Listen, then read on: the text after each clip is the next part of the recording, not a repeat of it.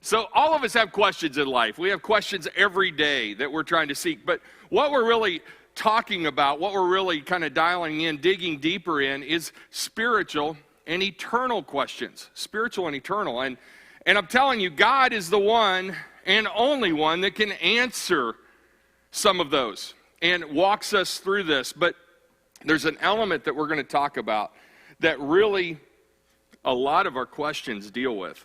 And it's this element of time, Today we started at a specific time. We'll end in a specific time. So we have a start and a finish. But the Bible has a lot to say about time.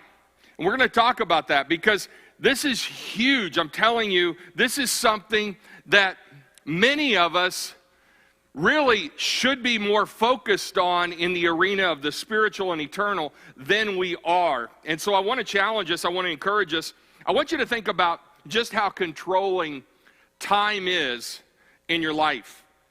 Often our questions correspond with time. We want to know when in many aspects. We want to know when about something. We want to know when change will come. Some of you have prayed, God, I just want this situation, this circumstance to change. When will that come? That's part of time. When direction will be established. Lord, I'm not sure where I need to go, how I need to go. God, when is this? Questions. When provision will take place. When that person will come along relationally. When will we get? There it is. Okay, I'm just checking to make sure you guys are awake. You know, that's the big question on family trips, on all this. Are we there yet? When will we get there? All of these questions connect to, I believe, a bigger question. Maybe even the biggest question that we could ask is, how much time do I have? How much time do you have? And speaking of spiritual and eternal, how much time do we have? That's a big question. Especially big in that context of the spiritual and the eternal and what that looks like.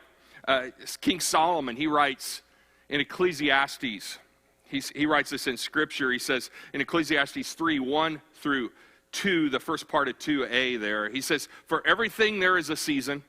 He says, and a time for every matter under heaven.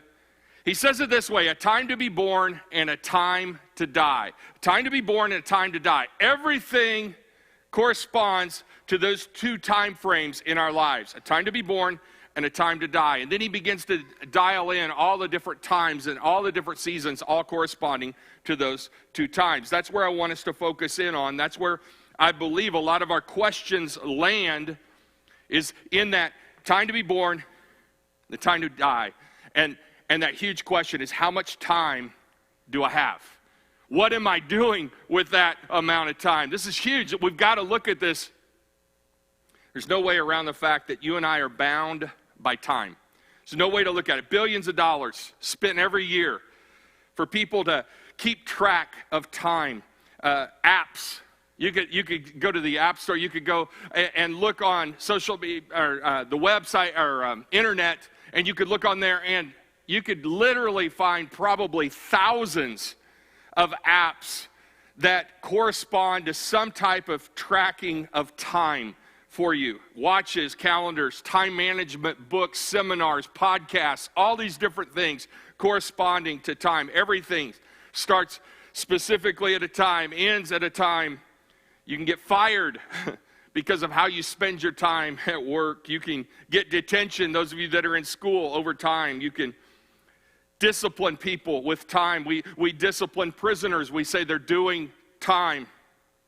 Sports events are limited and conducted by time and even overtime according to the rules. We center our language around time. We'll say to somebody, hey, just a minute. We'll say, hey, give me a second. We'll say, I'll be there shortly. When you get time, can you? It's all associated with time.